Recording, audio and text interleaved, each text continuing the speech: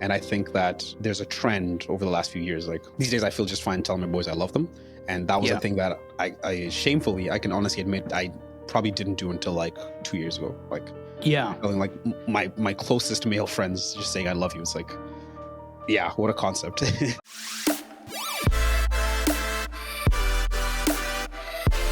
What is the first thing that comes to your mind when you think of the word bromance? When I think of the word bromance, that first of all, great word. I'm a huge fan of just like, I guess what it's getting across, which is this feeling of like just loving your bros. I feel like for a long time, if you look like back in history, I just think that men expressing emotion has been a kind of like a hit and miss kind of thing. You know, like it's not always been very welcome or very accepted, especially by like other men. I feel like. So I think it's just really interesting now that like there's this tag you can place on your relationship with your male friends, that is like just a little bit spicy. You know, like it's not. It adds a little bit of something there, but at the same time, it just is still like a way to say like, you know, like these are the guys that I love. You know, I think that's really, Mm. it's a really positive sign for like where male relationships are at, or at least where they're heading. Perhaps, I don't know. That's kind of, there's a weird web in my mind when this comes up. What happens on your side? Like, what do you think about when you hear bromance? I guess for me, it's just more of, I was thinking about the word rather than the idea. For me, the first thing that comes to mind is just, as human beings, we are always looking for shortcuts. I feel like our brain is just always, we're wired in a way where we're looking for shortcuts. And when I Hmm. think about the word bromance, it's just this logical word that, we use as humans to simplify the complex nature of a male platonic relationship that kind of dives deeper than the average. Hmm. Hmm. I like that. Okay. So I guess because of that, it just makes me wonder, why does this word exist? Like, why do we as human beings, why do we need a shortcut to explain this concept that is not the average or not the first thing you think about when you think of, you know, two male, I guess a male to male relationship? Hmm. Yeah. This is interesting. So I think this is something we're going to end up having to do a lot today, which is contrasting. Because the main topic is these male-male relationships, right? So I think you can't talk about something without showing or talking about the opposite, and so I think we will eventually have to like, or not, we will frequently have to reference female-female relationships. Oh, yeah. I am not sure if you've noticed, but neither of us is female, so it is going to be a lot of speculation, perhaps some generalizations, unfortunately. So just gonna put a blanket like we're doing our best, right? And we're Yeah. gonna try our best to be like to be respectful and everything. But I think there are things you can kind of get from the most like highest level, somewhat even stereotypical um, understanding of these relationships. And so I think we might end up leaning on that a little bit. And first example just being that you don't hear about a cis romance, or however, I'm sure Yeah. there's a nicer, more pithy way to say that. But um, the bromance really is a thing for men, right? Like it's a thing for men because I think that type of relationship that we're discussing, you know, where you can be open and truthful with your guy friends, where you can tell them that you love them, where you can do all these things, that's kind of the standard, I think, for women. Like I think the uh yeah, like there's no cis romance. It's just friends. It's just, you know, someone being your friend, right? So I think that is indicative of something. It's indicative of the fact that it's almost like as men we have needed to create this whole new category and like say, oh yeah, it's okay to feel this way about your friends, when I think that the same is not true from like a female relationship, nearly as Mm. much, at least. Yeah, like is this adding up in your head? What are you thinking? Yeah, no, I definitely get it. You are making a lot of sense. First off, I don't think you should cut yourself short. I think we have had, the pleasure of being surrounded with a lot of This is true. females and This women is true. over the course of our life. And I feel like both of us are fairly like observing individuals, and it's always nice to be able to kind of voice your thoughts about what your observations are about the different relationships that Hmm. exist in Hmm. your life, whether you're a part of those relationships or not. Um, so I would say that, yes, we are more experts at interacting in male to male relationships than we For are sure. in female to female relationships. But Hmm. to your point, I think that there's something there as to, the reasoning as to why we need to create, or why we need to have this word that explains something different than an average relationship, right? So, Hmm. my question is, when was the first time you started to think about, you know, a quote unquote bromance? Like, when was the first time you thought about male to male relationships that were deeper than what society makes it out to naturally be? I mean, I would say that there's almost like two separate timelines in that respect.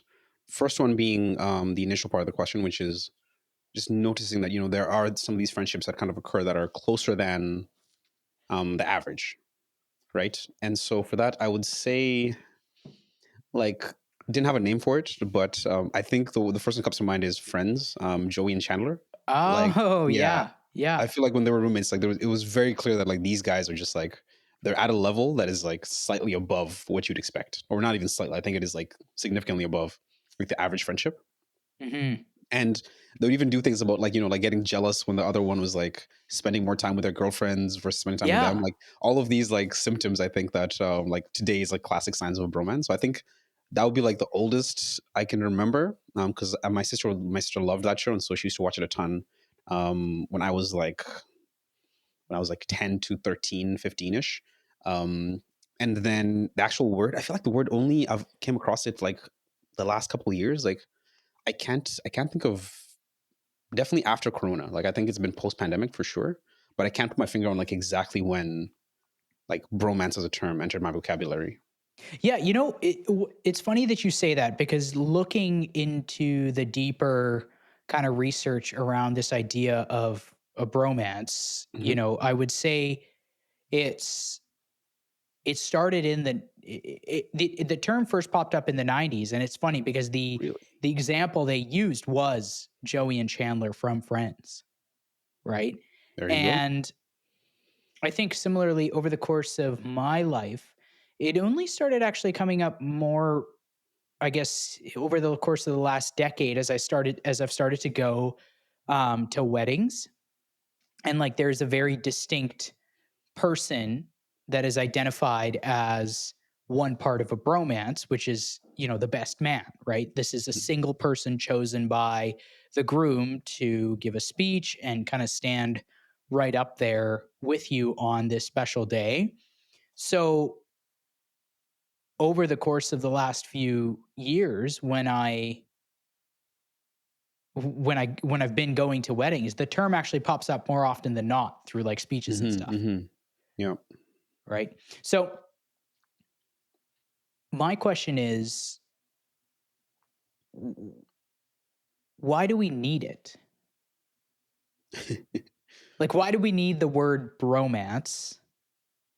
And why is there no equivalent word that we know of to describe deep, meaningful female to female relationships? Hmm. This is really interesting. Like, why don't you go first? Actually, this is a good question. Why don't you like what is your current situation theory?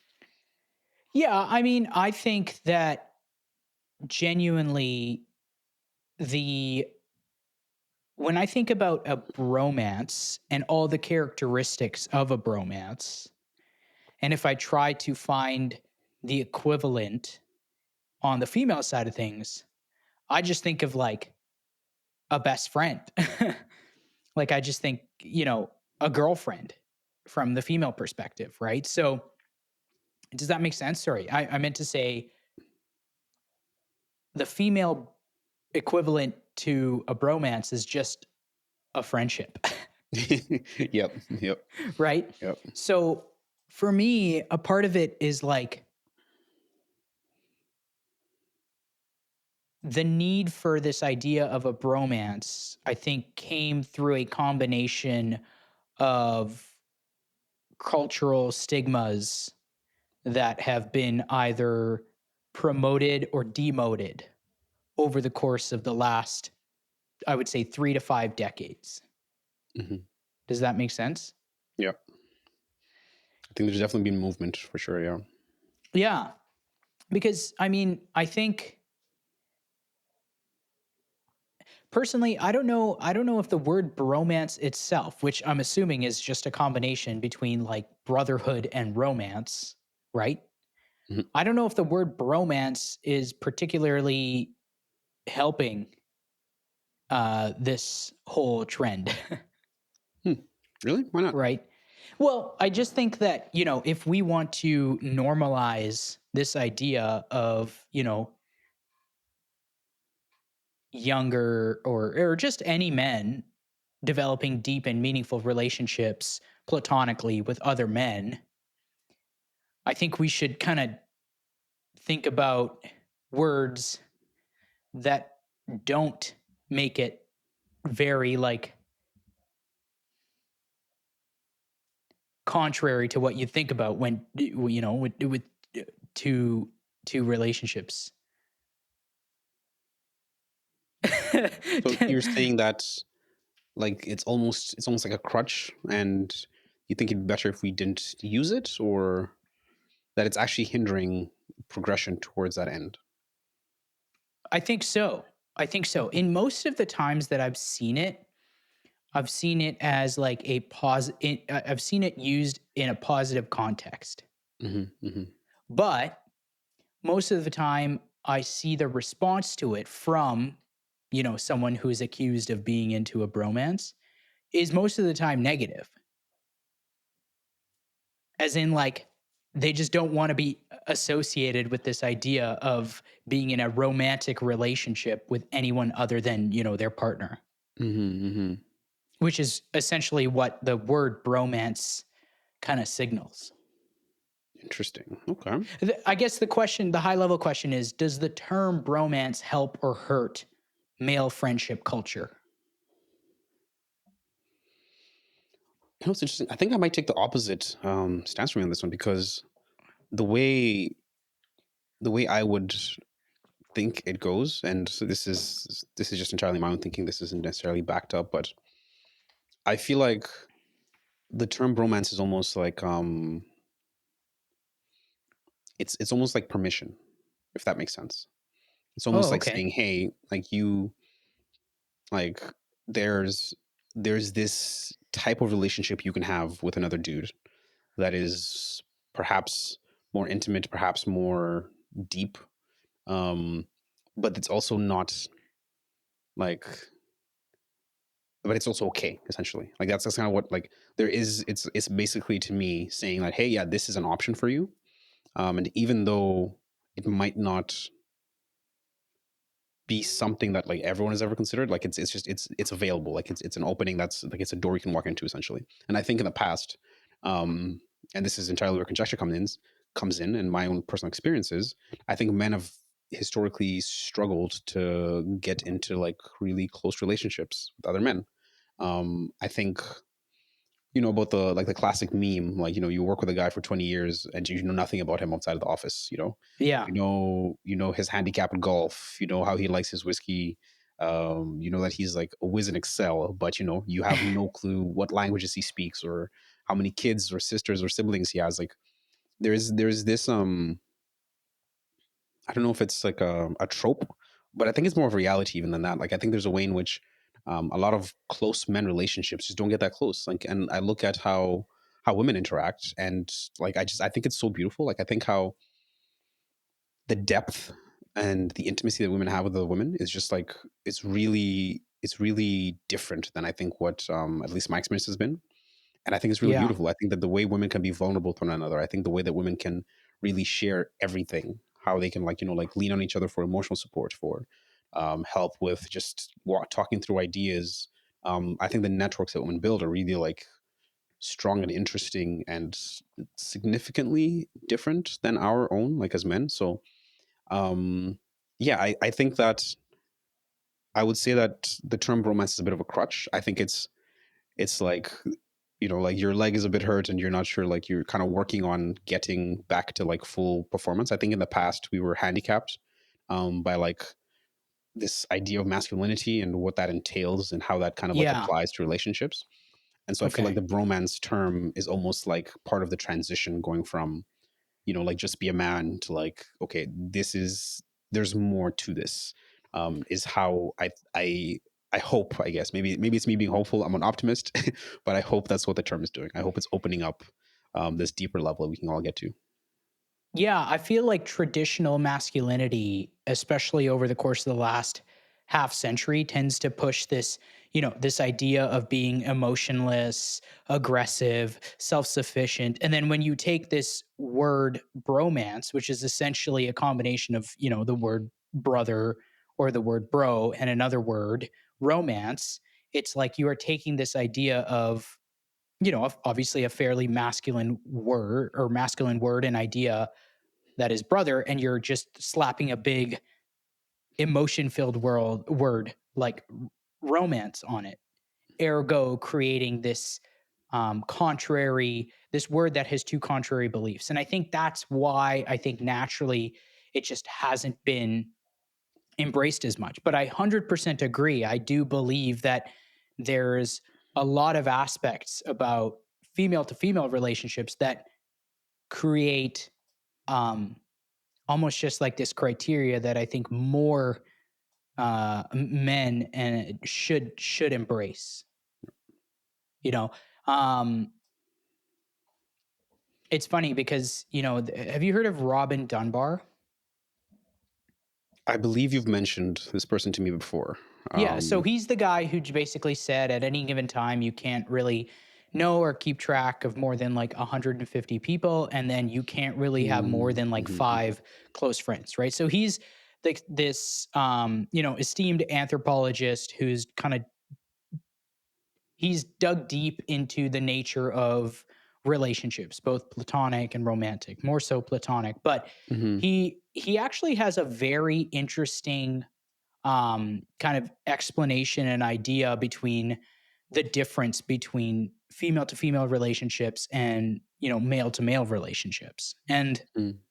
I basically, in a simple summary, he says that you know women friendships women's friendships are very intense and they're focused and very dyadic. Like if one of them lets each other down, it's like this big crisis, right? Whereas men's relationships between men are significantly more casual, right? It's not that they don't have similar elements of whatever uh crises when relationships end, but they're just a whole lot more casual. Like if someone just disappears out of your life for like 6 months or whatever, it's okay, right?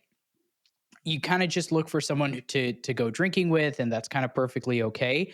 And boys relationships tend not to break up in this like catastrophic manner, right? So if you were to picture it, he said like kind of the main ingredients to fuel a female to female relationship, as Dunbar says, is that they're always looking to engage in some sort of discussion, and discussions are usually filled with like a lot of emotional content. There's gossip and relationships that of the social world, kind of on a one-to-one basis. That's how they Mhm. operate. And what keeps a female meaningful friendship going is just the frequency of which they can do that. Okay, so for a male relationship, it's actually quite different, right? The amount of conversation has actually very little impact on the ability to keep and strengthen the relationship between two guys, right? And rather it's built on like activities and proximity, he says. So the iconic example that he uses, it's like if you picture two old Greek men sitting outside a taverna. Every so often, they like sip on a coffee and then they put it down. They don't say anything. There's no conversation had. It's literally this is the epitome of two guys bonding, right? So they do stuff together in the same space and conversation is optional. So that's based on his research and stuff. And Mhm, when I read that mhm. I was like, "Oh, okay, this is kind of interesting in terms of, close meaningful relationships. The I can see that ingredients example needed." with also like fishing, like two guys just Yeah. on the lake fishing, and it's just like, yeah, nothing's being said.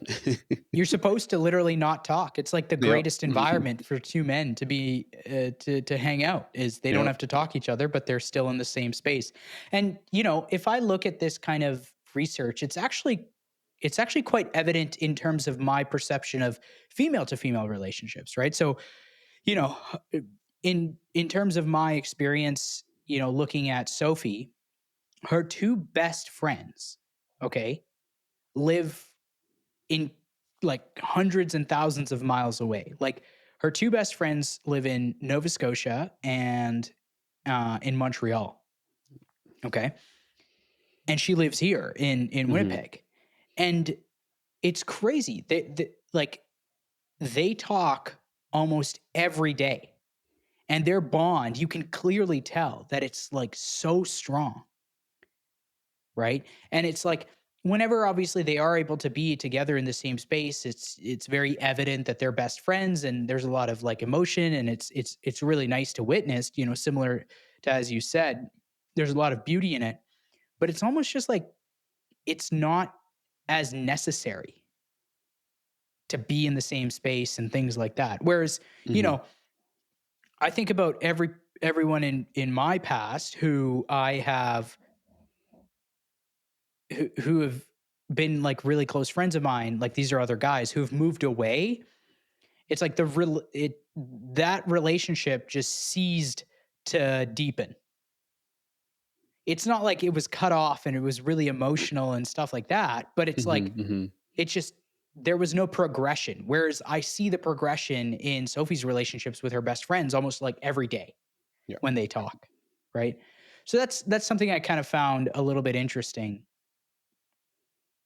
I can see that. That's really interesting, yeah. I would love if there was something. I mean, obviously, we don't have it in front of us right now, but a similar study done, but like from the perspective of a female author, because I think that'd just be an interesting perspective to see how like what the view is from that side and how women see male relationships. Because I yeah, I don't know how much I've heard about the inverse personally, actually. So I think that would be interesting. We should, Okay. yeah, I might look into that at some point. Yeah, I mean, this begs to question, you know, if this is truly the quote unquote research backed ingredients to make a thriving male male relationship, Mhm. um, why is it that, there are stats out there that males are lonelier than ever before? Right. So, I came across some stats on this podcast that I commonly listen to, and it was quite alarming, honestly. And I honestly didn't think that this was true, only because my social circle, like I'm filled with a lot of friendships that I consider deep and meaningful with other guys, and it just kind of blew my mind when I think about what's happening in society as a whole. So I'll read out a few stats here. Um, Amongst men, the most common answer to the question, how many people you can call on in an emergency, is zero. In 1990, the number of men who said that they had six or more close friends was about 55%, whereas in 2020, that number dropped to 21%. So it's less than halved. And the number of men who say that they have zero close friends has increased by fivefold since 1990. And now it's at 15%. So 15% of men say that they have zero close friends. That's That's crazy. that's alarming. Yeah, that is Do alarming. you kind of see it? Like it's really weird because, you know, I wonder what are the reasons as to why this is the case. Hmm. Yeah, I just this is really interesting, and I know the male loneliness epidemic has been a topic of like a lot of concern. I think a lot of creators have been mentioning it, and a lot of research is actually showing that like um, there is a lot concerning going on. Like, did you talk about suicides on that one? Sorry, I might have missed. I'm not sure if you mentioned how male No, no, I suicide is like didn't. it's significantly higher than female suicide in like almost all age groups.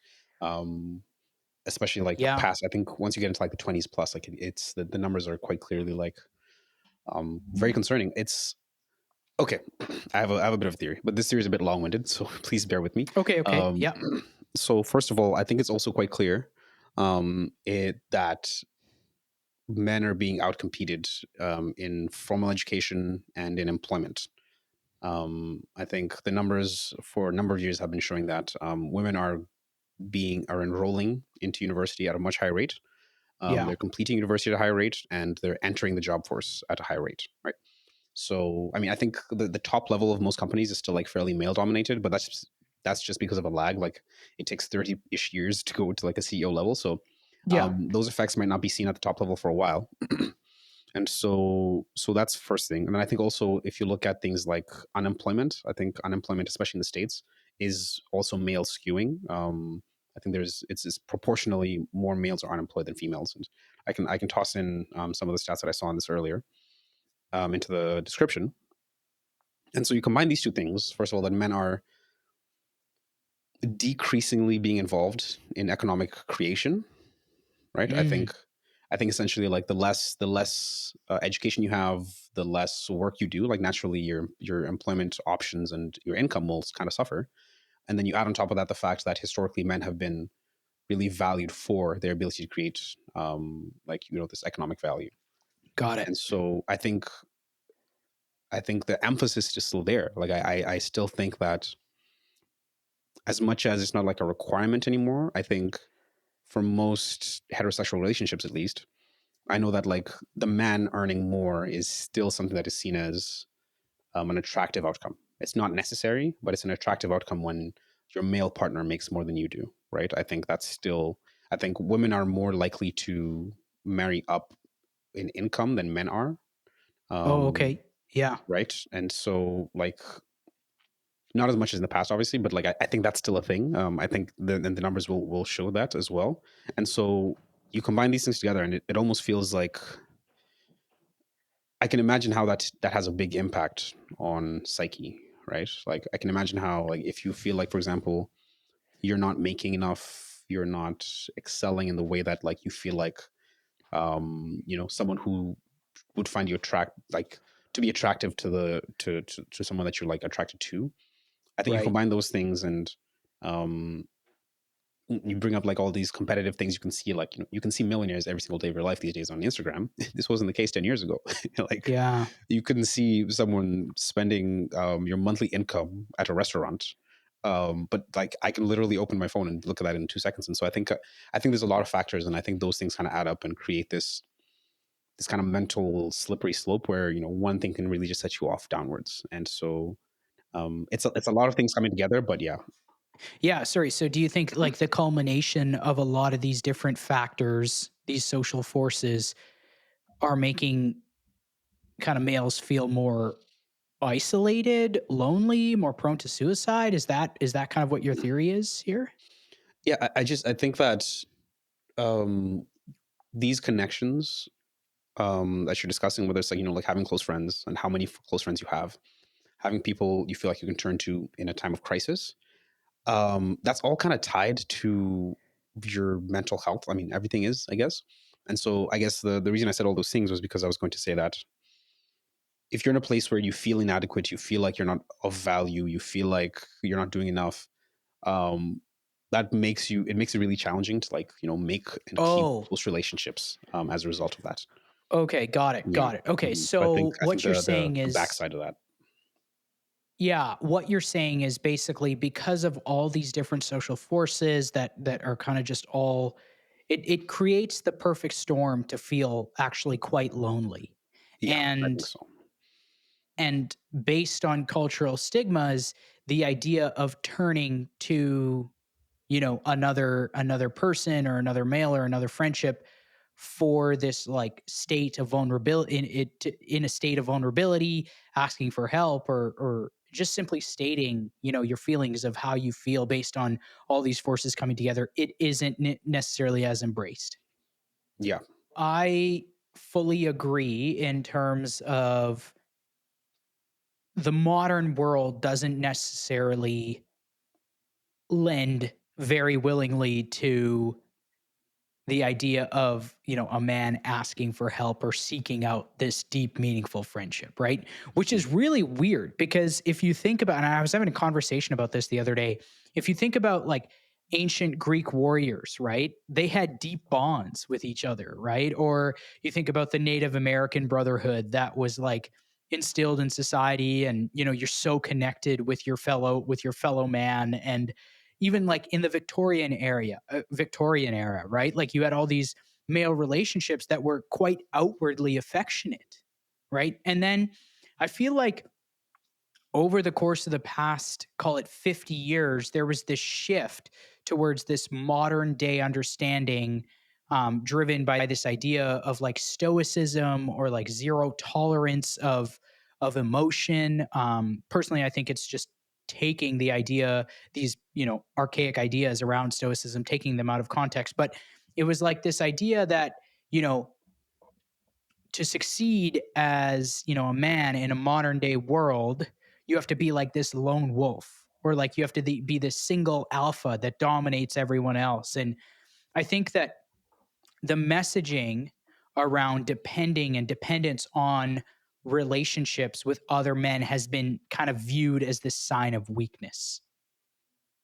And I would say that obviously, along with maybe a lot of the other things we're saying, it's a bold statement to say, based because I have a very kind of narrow worldview based on all of my experiences and what I see in the media and stuff. But I would say that there's a lot of people out there who would probably agree in these terms, right? And I think that we're now in this paradoxical state where, you know, it's like we have to be more emotional for the betterment of our mental health, to be able to build these relationships with other people, but also we have to like man up and be the lone wolf or be the alpha, right? And that paradox creates a lot of struggle, in the isolated mind of any aged man, not just necessarily a young man, right? 100%. And I even think that something else that kind of adds to this is, uh, I think that training has been really ingrained, like you were saying, like over the last few decades, however long it's been, of like kind of stuffing in your emotions and just like not letting things show. What is that song from Frozen? Conceal, don't feel kind of situation, right? Oh yeah. Like a don't ask, don't tell policy has been kind of like in place for like men's emotions for a long time amongst men. I think like that has really been a thing within the manosphere or whatever you want to call it. And I think that has a weird impact of, like you said, asking for help becomes really challenging, right? Like it even feels weird for me to think about sometimes. Like, like if I'm going through a really tough time, like I know I can ask for help, but I know that I have to like almost incentivize myself more, like it's like naturally I wouldn't. And I have to tell myself, okay, wait, no, no, no, you should talk to someone about this. You should like let this out because now I know better, right? But I think my natural state because of this training is really just to like figure things out on my own and then, talk about it maybe later at some point when you want to. So I think that's a big thing, like you mentioned. And then I think the other thing is also that we just don't have the vocabulary sometimes to talk about these things. And I didn't realize how important that was until I was I was dating someone. This was in like early 2021, Okay. 22, I was 2022. And my girlfriend before that had struggled a bit with anxiety. And so I'm talking to like the girl that I was seeing at the time, and she just mentioned something like, "Oh, like I usually get really, I feel like sometimes I get scared when I'm about to go do something, even if it's not anything that should be making me scared. And my heart beats faster sometimes when I'm doing something as simple as like crossing the street. essentially like she was describing anxiety, but Oh, she had never been exposed to, like, she was also from Africa, and like in Africa our whole perspective of mental health is messed up. Like there's no such thing as like mental health care, or at least there wasn't when I was coming up. it's like my And I home remember, country as well. yeah, exactly, right. Yeah. And so I remember mentioning to her, like, yeah, that sounds like anxiety. Like, have you looked into this? And sure enough, that's what it was. Like she actually she was suffering from a bit of anxiety. And I think I'm not kind of like conflating this with like an actual, like,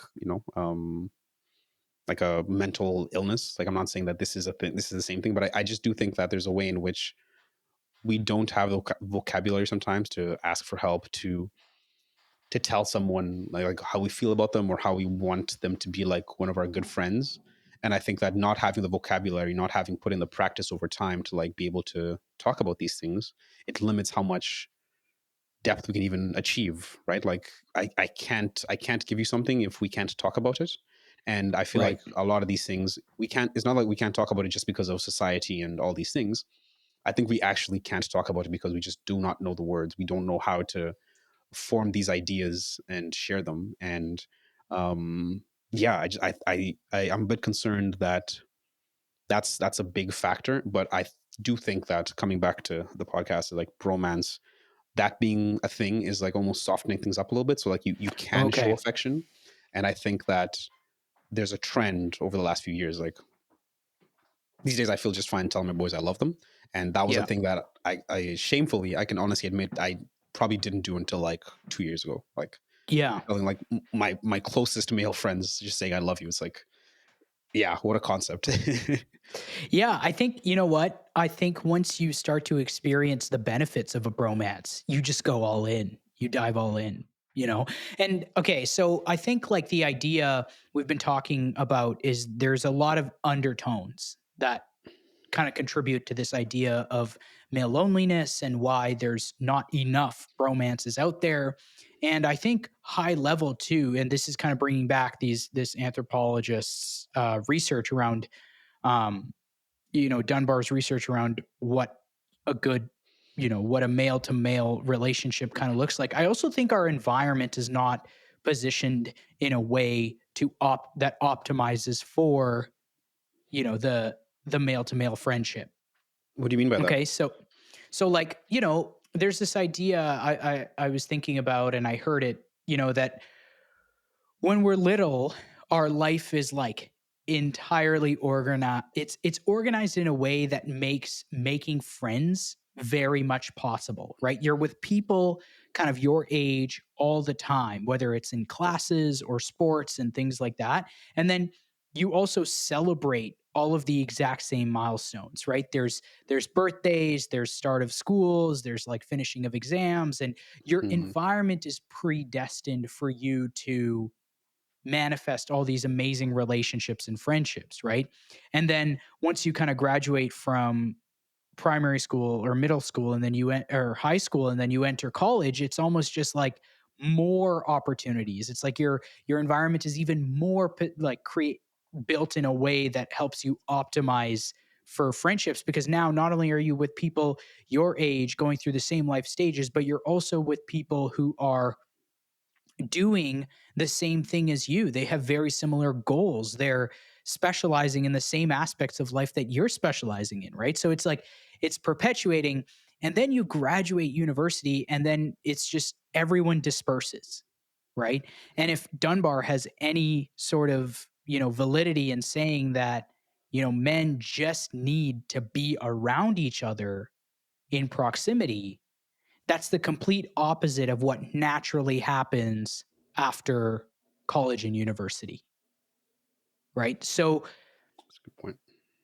I think the natural transition between college and university to the real world and trying to maneuver through this dispersing based on everything that, female relationships need to keep on going to build deeper and meaningful connection, you could still do that through, call it, this daily conversation and things like that. But the idea of planned mutual activities, being in the same space without conversation, but doing that just becomes way harder, right? So I think that there's a combination of a multitude of factors that go into why this is an issue, right? And I also think there's this big blanket of like cultural stigmas, right? So we talked about it, just like this fear of being weak, and or not being weak, the fear of appearing weak by depending on other people of your, other men and other connections, and doing that. I feel like, maybe there's also kind of this like homophobic undertone too, Oh, potentially, that 100%. kind of sits on 100%. top of it. Yeah. That's also perpetuated over the course of the last like 50 years. I think the idea with men, it's like it's more promoted to be competitive rather than collaborative, right? Which is completely opposite of what the human race is built on, right? The only reason why we dominate every other species is because we're collaborative, Yeah. right?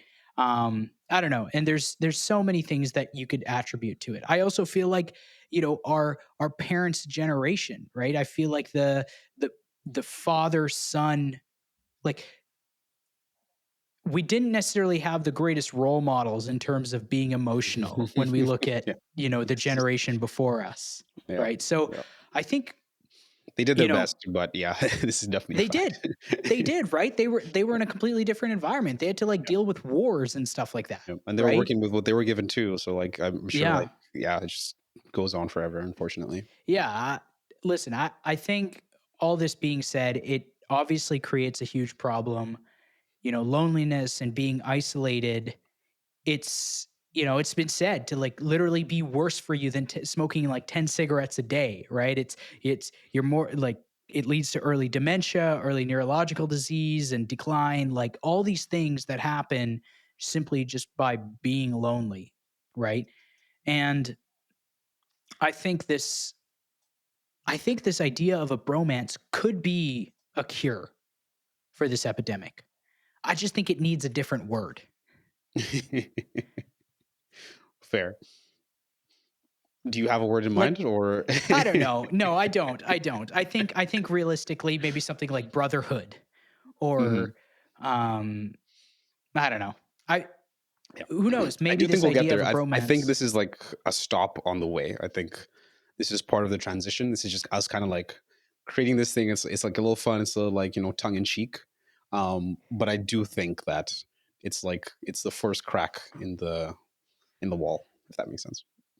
Okay, so that being said, if a bromance is the solution to this modern day rise and problem of male loneliness, what do you believe is the anatomy of a great bromance? This is interesting. So I'm gonna have to lean on my own experiences on this. Okay. I think the main thing, well, obviously there's a lot of things, but I think there are two main things. I think obviously time spent together is huge. Like the more time you spend with someone, the more chances you have to like find a connection, and to have what do we call them? Life changing conversations. Listen to episode Yep. 30 of It's Only Up From Here. 31. 31? Yeah, I was So that one was 31. 30. That was 31? I thought this is 31. No, this is 32. This is 32. Oh my goodness, my bad. Okay, yes, listen to Okay. episode 31. Yeah. um, and so I would say, yeah, so time and conversation, or time to like just allow, facilitate things to happen, because time is like just the great facilitator, because what else is time? Also, by a side note, trying to define time, like, it'll break your brain. It's fantastic. But I think the second thing is, I don't know if the word is like a shared experience or something along the lines of like a shared mission. I Mm, think some of my closest romances have come about in this environment where me and a bro were working towards a similar goal in a kind of a space where like we had no option but just to like talk things out. Exhibit A is right here, like you are, and like we kind of brushed shoulders a little bit at university, but it wasn't until JDC West when like yeah. we actually became bros, right? Same thing with Colin. Exact, actually same thing. I kind of knew him. Actually, my first interaction with him was that I thought he was kind of a jerk. It turned out he was just like really sick. Unfortunately, like I felt so bad Oh, afterwards. shit. But he wasn't coming out with the guys at JDCUS. He was just like staying in the hotel. I was like, oh, yeah, I guess he just doesn't like people. But no, the guy was just fighting for his life. Um, Yeah. And then the most recent ones I can think of are like I was groomsmen for a wedding, and me and a few of the groomsmen were like leading the charge on the planning a little bit and some of like the organizing, like where people will be staying, the Airbnbs, because it was in a different city. And again, I think because we were working to the same goal, we were kind of looking at the same thing and trying to figure out ways to do it, and understanding that it just worked better did if we were like on the same page. Yeah, I think a common mission, a common goal, and a lot of time spent together. I think that's really good kindling for a fiery bromance. What about you? What would you say? Nice. Well, I would say that everything that I have or that I would think about is just defines yours a little bit more logically. Okay. It's good that you were able to like put experience on it. I would say I have experiences too, but if I were to think about it, I would say that a bromance is built on four key pillars. Mhm. And all of these you mentioned in Interesting. your Okay. definition. Okay. Okay. So, number one, proximity. As Dunbar said, as all the research states, proximity and basically in person activities together is crucial. Okay. The frequency of that has a positive correlation to the strength of a bromance. Okay. And I feel like this is one of the biggest reasons as to why, once you graduate and enter the real world, why so many of your friendships, right, end up being with people who you work with because you're just around them every day. Okay. Not all of them, but so many of them end up being with people that you work with. Okay. So that's number one. Number two, I would say, is timing. Okay. So I think a, where you two are able to go through the same life stages together, be it getting married within the same, call it, couple of years, having kids, um, getting career promotions, changing jobs, all these things. If you are able to go through that process in the same reasonable timing as another individual, that's another really big, call it, pour of the gasoline onto the fiery bromance. Okay. Number three is energy, right? You have to have aligned energy or a common mission, Mm-hmm. as you said, right? So Mm-hmm. there's this awesome, do you know Tony Robbins? He's like the OG of like self development and motivation and all Great that stuff. voice, So this guy. he does. Honestly, at first, I was like, what is something wrong with this guy? But then I was like, oh, this is like a part of his brand, Yeah, yeah. right? But, anyways, he has this super corny saying that where your focus goes, energy flows. Okay. So if you and your fellow bromance individual, if you and your friend are both focusing on the same thing, your energy will flow towards that. And if you have common energy flowing towards the same thing, whether it's, you know, okay, we're both like grinding it out at work. Okay, this is our stage where we're hustling really hard, or we really want to get into the gym. We really want to work on, you know, Mm. getting in better shape together, and we're both combined with that. That's why like some of the best bromances are literally gym partners, right? And all these things that attribute to an aligned focus and energy, right? And then I think the fourth one, which is crucial, is if you have those three, it creates this perfect opportunity and environment to almost break that societal norm or chain and actually be vulnerable and actually include a little bit of emotion. Call it 25% of the entire anatomy is emotion and vulnerability, where you're so close based on these three things that you feel comfortable with being like, okay, I need help. I'm struggling. Right. And I think there is a lot of value in understanding what vulnerability looks like. And in my eyes, or actually, let me ask you first, what do you think vulnerability in a bromance kind of looks like? Hmm. What does vulnerability in bromance look like? Mm. I would have to say,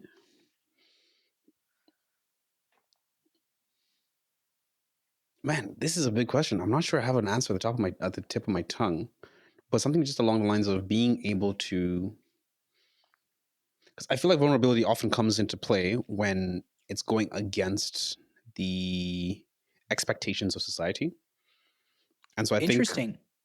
yeah, especially in this context, I mean, like, if you can say something that, like, in other contexts you would feel like is not manly or is not okay, then I think that is a way you can showcase vulnerability. For example, if you're willing to, ask for help, if you're willing to discuss, for example, some financial struggles you're having, if you're willing to like get deep on emotions, I think the common trend there is like it's things that society usually doesn't like love bringing to the surface.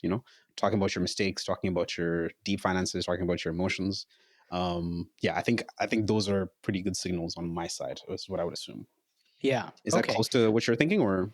Yeah, exactly. Pretty much exactly what I was in line or alluding to. So, when you think about the best stories you've ever heard, or you think about the greatest stories of all time, it often included like the hero's journey, right? Mhm, Where you see someone who was uh, going about their life, maybe they were doing well, and then they get knocked down for some reason, right? They get knocked down off a pedestal, or basically they're in this state of struggle, right? And in that moment you feel so connected to that story, because it's like you're rooting for them to come through that struggle and break through that struggle, right? And arise after, having the emotion and vulnerability to say that you are struggling in some domain of your life, like you said, whether it be your finances or your health or something like that, or even your work or your motivation, I think, or mental health. I think mhm, mhm. the state of vulnerability, of saying that you are struggling, almost just signals this critical part of a hero's journey.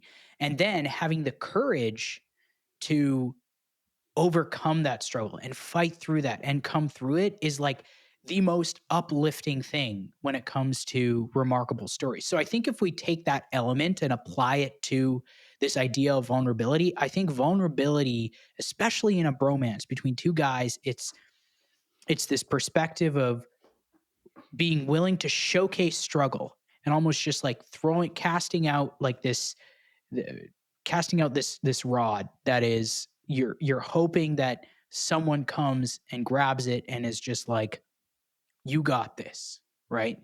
You can come through this. I want to see, I want to witness you come through the hero's journey and come out on the other side. I think the element of making known of your struggle is the baseline of vulnerability, because it opens the door for the encouragement that you may need to come through that. And I think if you have that, that's like the spark on top of all these other aspects to make a perfect bromance something that is truly, life changing. And if it's very hard to get yourself in a state of like, loneliness.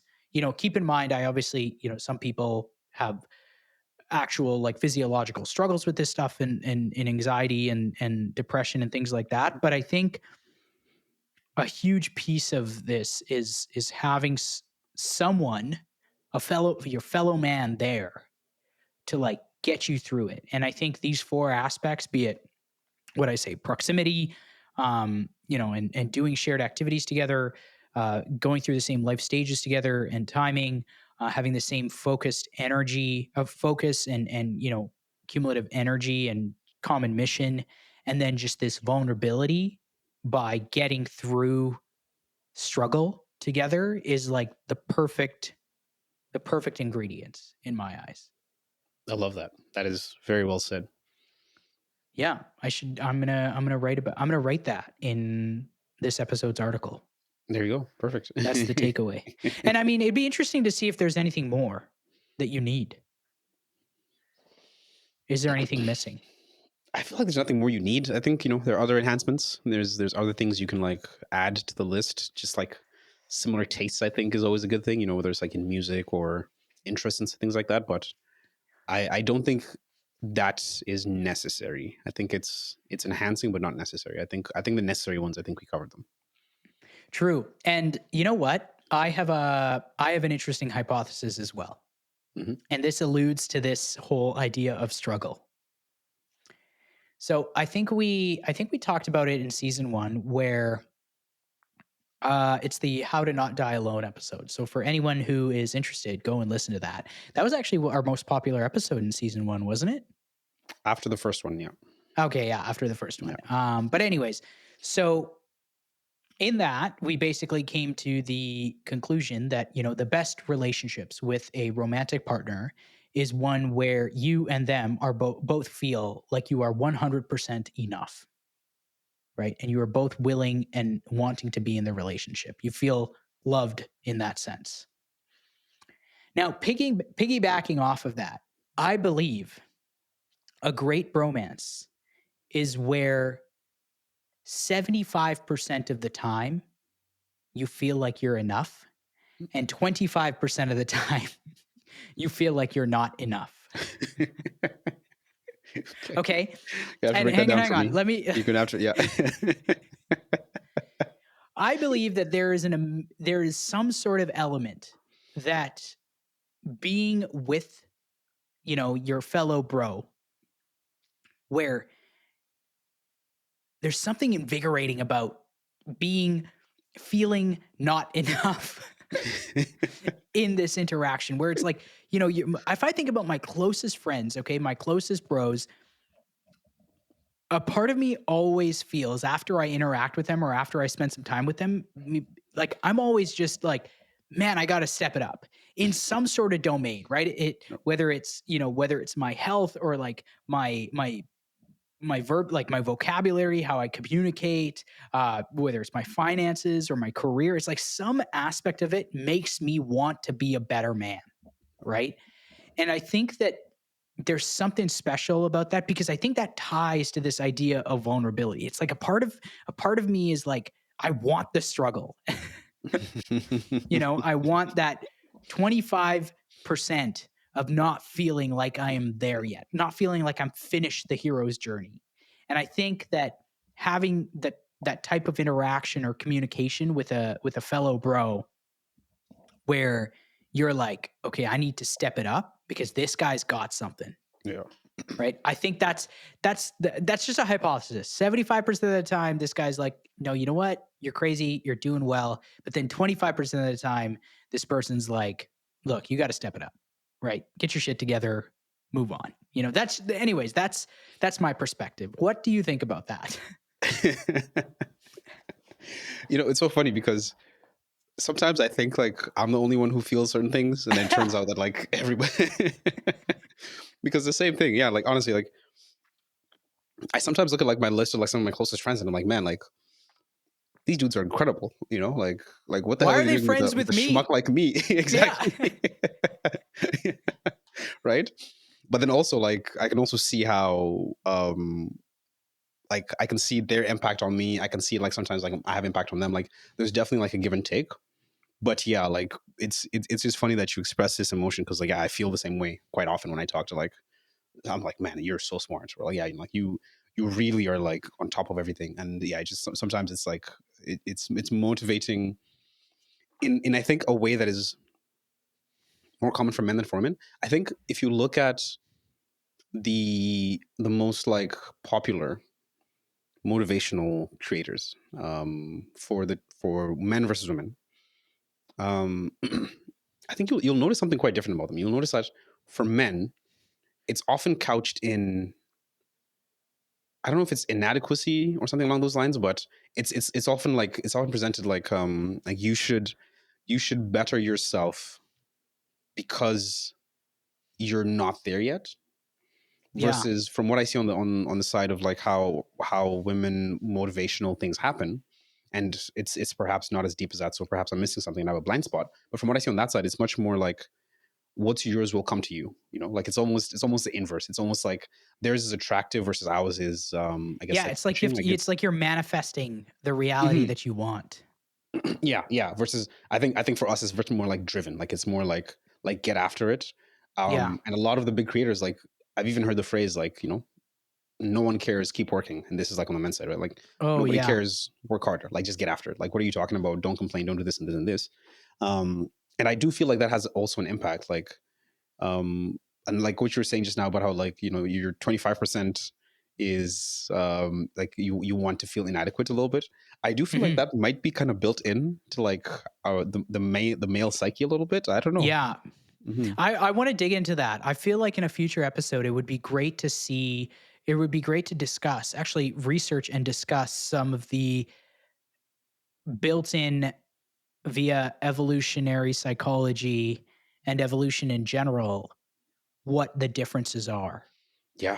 Yeah, that'd be very I interesting. feel like that'd be touching a third rail, and we may talk about some controversial things, but it'd be interesting to see that. It'd be interesting to see that. I've been really interested in this whole like evolutionary psychology space over the course of the last little while. It's really cool. And then also in my journey of like reading more of like the Bible and connecting it to, any sort of historical text and things like that. It's really cool to see and make the connections of overlap and stuff. Mhm. Right. So yeah, I think you're onto something there. I think this hypothesis, maybe might not be 75-25. It might more end up being like 50-50, but I might be thought actually you were going the other way. more. I thought you were Yeah. going to go 90-10 or something. No. This man said more inadequacy. Yeah. Yeah. I don't know. A couple of other things, just high level, that I thought about over the course of the past week, thinking about this episode. So I just keep on coming to this idea of proximity, right? Mhm. It's, like being in the same space creates the baseline ground, like the grounding. I feel like that's the foundation that the other pillars of the anatomy are built on.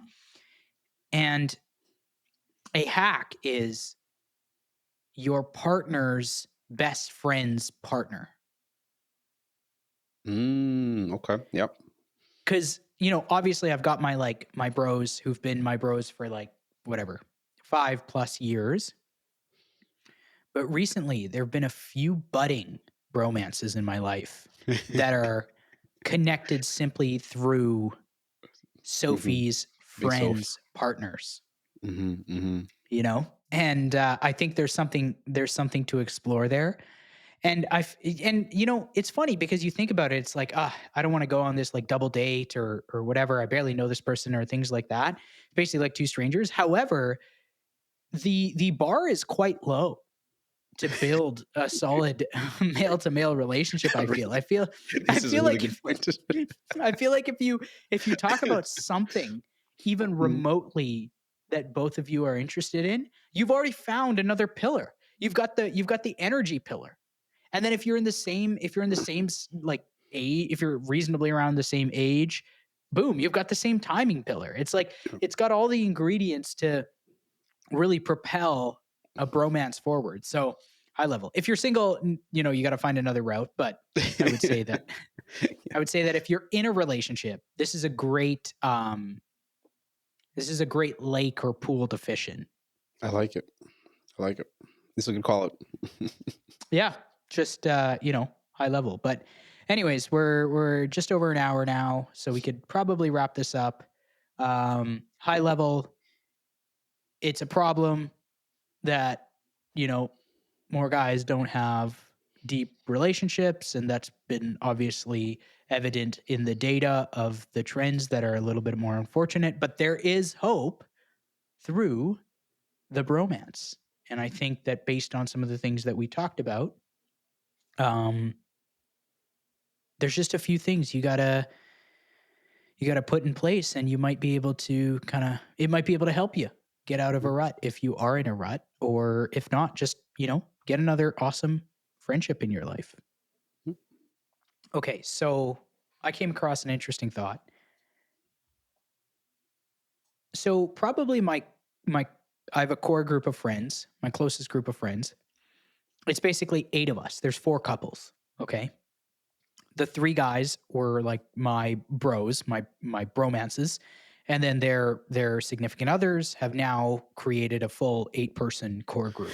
You Okay? guys have merged. I like it. Yes, yes. Now we're basically a conglomerate. But man, one thing I've realized, so one of the couples in this group just had their first kid.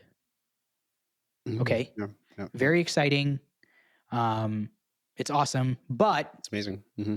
here's the thing about babies. Okay. They get sick very easily. So when you have an infant in this group of 8, now 9 people, you got to be really careful. Okay. So anytime we have plans to get together, the first check-in of are these plans actually going to happen is anyone sick? Because we can't get the baby sick. Yeah. Okay. The problem is 8 people Yeah. in January, Yeah. someone is bound to be sick. Yeah. Okay. But that's not the interesting thought. The interesting thought is I believe that a digital calendar is the lifeblood of social connection in your 20s and 30s. Because every time we need to reschedule, it's done so efficiently simply because all 8 of us in the group have easy access to a digital calendar. And I could not imagine operating without one. I don't know how they used to Like, do it before in the before times. well, I mean, I'm sure you probably realize this too. When you're making plans with friends, um, that are more than just like a one-to-one hangout, if it's any sort of group size above 2 or 3, you're scheduling dates like 2.5 months out. Yeah. And I don't understand how people operate without being able to see 2.5 months out on a moment's notice. Yeah, it's nuts. That is a game changer. That is I don't understand how you can function without it. Yeah. And yeah, so I owe a lot of thanks to my digital calendar because it's the Yeah. reason why I'm able to keep social connections going. Anyways, that's my point. How about you? Mm. I have an interesting um, semi-social engagement right after this that I Okay. am completely unprepared for. Me and a friend of mine, we last year we basically like we made presentations for another of our like annual plans and reviews, I guess, from the previous year. Um, and we kind of like kept each other a little bit accountable throughout the year. And I was supposed to make the presentation for today, but this week has been crazy, and so I have nothing ready. And so I literally right after this call, I'm going to spend like 15 minutes just to put something on a slide, and Wow. then I'll just have to like make it up to her a different time, I guess somehow. But yeah, no, that's I've definitely dropped the ball. I was supposed to have like 2 hours yesterday, and then I was supposed to like also have like some time today before between lunchtime and stuff. But yeah, everything just disappeared. There was no. So yeah, it's gonna be interesting. We're gonna make it happen though. Yeah, that's But it's cool. a fun That's a thing, great honestly. idea. Making presentations with friends, so much fun. You can make them Yeah. as serious or as silly as you like. Yeah, no, I'm a big fan of them, and I think I want to do one with like a bit of a bigger group. I've only done it with like 1 or 2 people. Hmm. I feel like 5 or 6 things can get spicy. I feel like that's a good number. So that's I might try that one day and see how it goes. Yeah, yeah. I first heard of that idea from Sophie's best friend. Actually, Hmm. she told me about this that she does with her friends, and there's some merit to it for sure. Hmm. Hmm. For sure. My problem is that I'm I tend to be quite initiative driven in terms of setting plans up. So it's for most of my really close friends, I don't really go longer than call it 2 weeks or so um without seeing them. And Hmm. Hmm. then for sure no longer than like 2 or 3 days without checking in. So I could see that being way more valuable for like a bigger group where there are a few people in the group that, haven't seen other people in the group for quite some time, but Hmm. Hmm. Hmm. But yeah, if I were to do that, I'd have to make presentations every other day. Yeah, that would be a lot. Yeah. Just like the So good it's old like, days, though. Just like you're back in uni. yeah, pretty well. Mhm. Okay, man. Well, I hope you have a nice weekend, and I will catch you at next week's recording. But for anyone else who is still listening to us, we really do appreciate your time. We'd love it if you're here, hit that like button on pretty much anything you're listening or watching on, and feel free to add comments in response to kind of our discussion. We'd love to hear your perspective on anything that we talked about. But if not, that's cool too. And we will see you next week. Peace out. Fantastic. Take care. That's all for this week, folks. If you enjoyed this episode, please leave a rating and review on Spotify, Apple Podcasts, or wherever you might be listening to this. And if you're watching this on YouTube, don't forget to hit that subscribe button and the bell icon as well. That way you'll get notified each week as we upload new episodes. If you have a comment about the podcast, or if you have a question for us to use to springboard a future conversation, please email us at hi@itsonlyupfromhere.com. Thank you so much. Have a wonderful week. And don't forget, it's only up from here.